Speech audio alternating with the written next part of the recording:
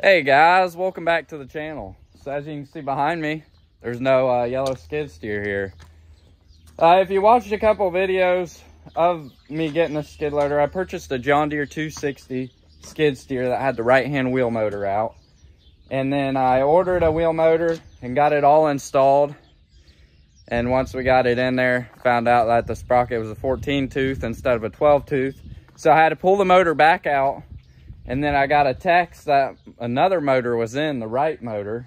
So last night my help came. We started on this project about 4 in the afternoon. Got done about 8 o'clock. And yeah, right here she is.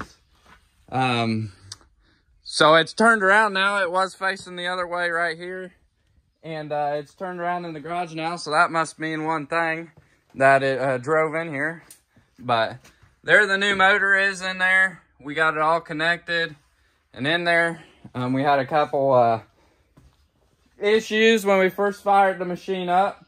But yeah, we got it installed there in just a few hours. Once you do the first time, it gets pretty easy the second time. And then this morning I've been tackling this new pedal here. The old one was shot. So about an hour here this morning, I had to take a roll pin out and a cotter key and slide the whole shaft out, put that new pedal on. So it was fun. Had to put some new bolts on the side here because the others I had to torch off. But got a new pedal in, and yeah, had a little fun last night with it. I still need to do a few things, but the machine runs and drives, so that's sweet. So my helper caught some footage last night of it. It ain't the best footage, but I guess let's roll those clips and then see what else we get into in this video.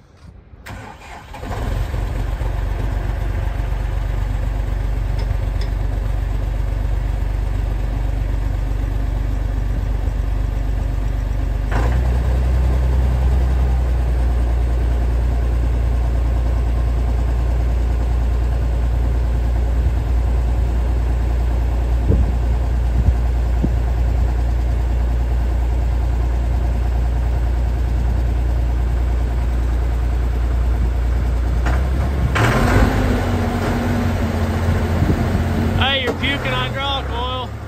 Hey! Hey! Hey, you're puking hydraulic oil. Hey, hold on!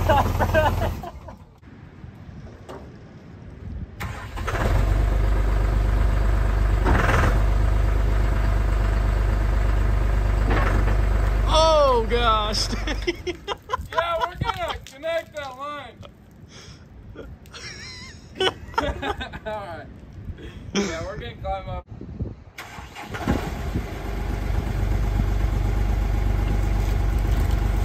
Oh, whoa, whoa, whoa, whoa, whoa.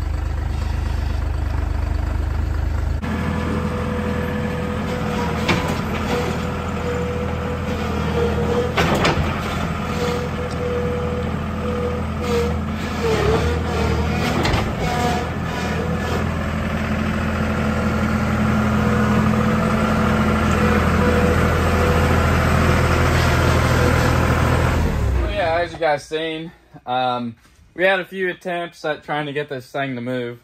The first attempt was this line right here. We had removed and forgot about. So fired it up, poured oil out. So turned it off real quick and put that line on. And then I got back in there and tried round 2. And we didn't realize that this line was loose too. So there more oil came. So got that line tightened up. And then on the third attempt, sorry, the camera was a little goofy. But there's bolts that go on the backside of these levers in here, all the way back in there. And I didn't have them installed yet, because I was like, yeah, I'll be able to spin it around without them in there and get it in the garage and then put them in there. So, yeah, we didn't have them bolts in there. So the levers were doing their own thing. I got it to move. And then the one lever wouldn't do nothing. So then you saw me veer off into the tractor. Because the levers weren't working right. Because those bolts weren't in there. So I got those bolts installed and then took it for a test drive again. And everything seemed to work as it should have. But yeah, last night after I got those bolts in and whatnot, we called it quits. And then, yeah, I came back out here this morning and got that pedal put in and checked the oil and everything. So I think what the next step is now is to take it back outside and take the pressure washer out there too and give this thing a really, really good bath. And then, yeah, I'm going to run it for a while without all the panels in here. Make sure everything's checks out okay. And then start assembling the cab back together. So I guess I'll set you guys on the tripod and get everything out there and get to washing it.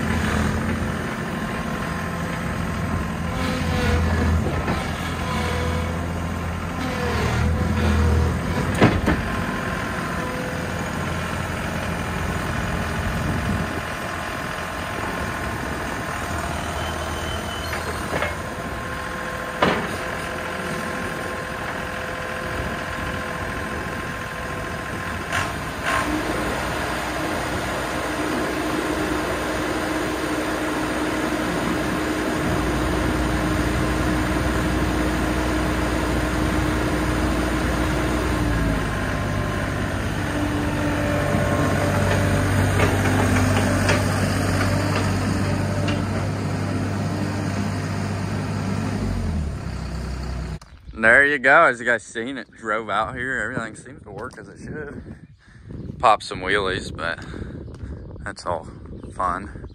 Got the loader locked in so it won't fall on me. There's these stops here to keep it from falling down. So now I'll get the pressure washer out here, find my gloves because it's a little chilly, and get to cleaning this thing up. So set you guys on time-lapse mode and get her cleaned.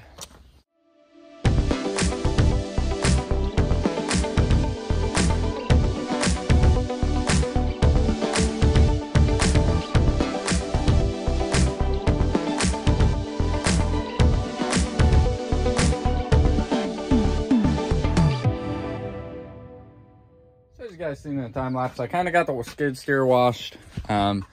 Looks a lot cleaner anyways. And I've been using the skid steer quite a bit. I have the wheel off now because I got new studs. A lot of them have broke off. So I got new studs to put in the hub. So I gotta take all that back off. But then that'll be raring to go.